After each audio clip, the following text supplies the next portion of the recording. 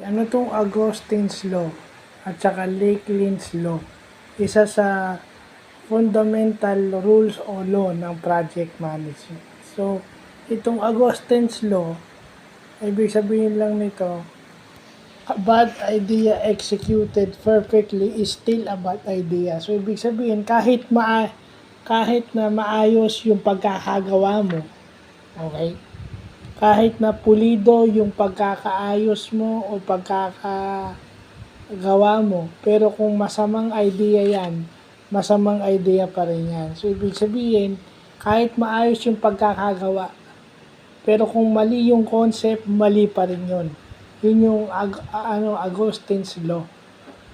Pag sinabi mo namang Lakelin's Law, ito yung nagbibigay halaga sa pagpaplano. Stating that failing to plan is preparing to fail. So, ibig sabihin, pag hindi ka nagplano, hindi mo pinag-isipan, naghahanda kang mag-fail o mabigo.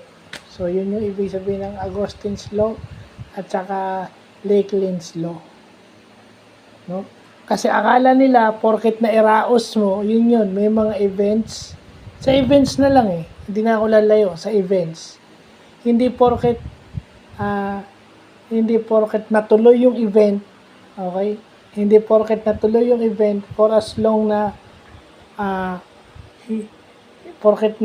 natuloy yung event for as long na may kulang, okay? May kulang or may sobra or may nakalimutan or something, bad idea pa rin yun. Hindi porket natuloy yung event pero may kulang at mayroong hindi dumating or halimbawa may event and then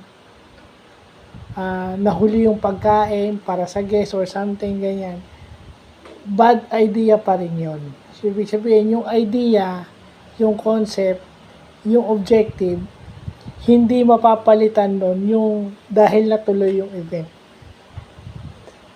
Diba? Kaya nga ang event, papasok tayo dun sa Lakelin's Law, dapat ang event, pinaplano. Pinaplano yung event.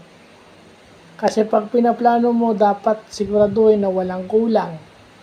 Darating yung dapat dumating para maayos yung flow ng event.